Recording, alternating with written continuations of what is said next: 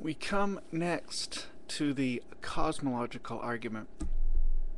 There are three main families of cosmological arguments, and it behooves us to take each one separately. The most widely talked about cosmological argument these days would be the Kalam version. The Kalam cosmological argument argues from the beginning of the universe to a beginner of the universe. This beginner transcends the universe, and what do we call such a transcendent creator? The transcendent creator can only be God. Some skeptics shall argue against Kalam by saying the universe did not begin to exist. And this is a very radical claim, but this is a very radical claim from the scientific point of view. Certainly it is at least more plausibly true than not, according to contemporary scientists, that the universe began to exist. That's enough for a successful piece of natural theology to make the existence of God more plausible than not. Moreover, many of the persons who deny that the universe began to exist are the very same people who are adamant against young earthers' claims against evolution. If one invokes the assured results of scientific scholarship when it suits them, but rejects it when it does not suit them, why, that is a special pleading of the grossest sort. If science is so wonderful in the former case, it is just as unassailable in the latter. And the Big Bang model has almost universal support in the scientific community. The Big Bang model specifies a beginning to our universe about 13 billion years ago. So denying the beginning of our world is not a very convincing tack. The other main objection to Kalam is to point out how unique the beginning of the universe was, and thus, it is supposed, there is a loophole avoiding the law of causation. More about this later. For now, let's turn to the Leibnizian version of the cosmological argument. The Leibnizian form revolves around the principle of sufficient reason. So, for a skeptic to argue against the Leibnizian cosmological argument is for him or her to argue against PSR, the principle of sufficient reason. A denial of PSR is an affirmation that something can happen for no reason. I never really got how someone could deny something so obvious as PSR. If there were no reason for the Big Bang, then it wouldn't have happened, right? But it did happen, so there must have been a reason. That is, God, the reason, exists. At any rate, there are three main arguments against PSR that I normally hear. The first one, point A, objection A, PSR is known to not be universally true, says the skeptic, because quantum indeterminacy provides a successful counterexample to PSR. But this objection is premature, for on the Copenhagen interpretation, quantum level events are not known a priori with exactness. The events are rather probabilistic. But just because something is unknown, that in no way means that something is unreal. Metaphysics and epistemology should never be conflated. Moreover, the Copenhagen interpretation is one of several interpretations. All 8 interpretations are experimentally equivalent.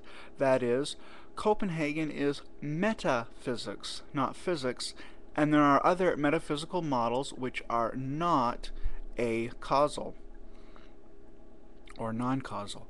Finally, even under the Copenhagen interpretation, quantum events are not absolutely a-causal. I mean, there has to be space and time and fundamental particles or energy, quantum vacuums, quantum mechanics, and the laws of probability. All this has to be in place before a quantum event can happen, and all these function as a kind of cause, say material-efficient causality, to use the Aristotelian classification or understanding of causality. So the first objection really isn't that convincing, the appeal to quantum indeterminacy. The second objection against PSR, B, PSR is known to be inapplicable to the Big Bang, says the skeptic, because time itself began at the Big Bang and causes must temporally precede their effects. That is, there is no such thing as before a beginning. Well, you see, causes necessarily preceding their effects in time is an assertion. If the atheist wants to posit this assertion, then he or she bears the burden of proof. And I, for one, see no reason to accept this assertion, that causes must precede their effects in time. And I don't think I've ever seen a skeptic justify this assertion either when they appeal to it in the context of an objection to the principle of sufficient reason, or the cosmological argument of the Leibnizian family. Imagine a weight at rest on a table. Gravity is pulling down on the weight, but according to Newtonian statics, for every action there is an equal and opposite reaction. So the table is exerting the normal force against the weight. So there's the force pulling down on the weight and another force pushing up on the weight. The cause of the normal force pushing up on the weight is the force due to gravity. It's simultaneous, the cause, the force of gravity, is simultaneous with the effect, the normal force. So that kind of a cause does not need to precede its effect in time. That's a counterexample to chronological cause and effect relationships. It's a simultaneous cause and effect relationship. And C, the third objection to PSR. Finally, PSR is said to conflict with the conjunction of all contingent facts. So there's many different facts, fact 1 and fact 2 and fact 3 and so on until we get all contingent facts conjoined together. That is going to be true in a contingent way. At least that's the idea. But the question is, what is the sufficient reason for the truth of the conjunction of all contingent facts? It must be either, the sufficient reason for this conjunction must be either a contingent fact itself or a necessary fact.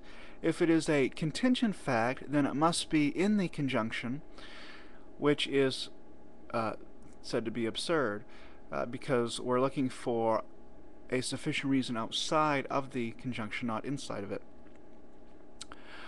But if it's not, but if the explanation of the conjunction is not contingent, then it is necessary. And we will, well, I'll wrap it up here and then continue in the next video because I'm almost out of time. If the explanation of the conjunction is necessary, then it logically entails the contingent conjunction, but this is thought to be absurd as well, for an entailment of a necessary fact can only be a necessary fact, and hence not a non-contingent truth. So the explanation of the conjunction is either contingent or necessary, and it can't be contingent because then it would be inside the conjunction, but it can't be necessary because then what it entails, the conjunction, would be necessary as well, but we're assuming that it's not necessary, that it's contingent. So we've got a dilemma here, and we'll split the horns of the dilemma in the next video. Thank you.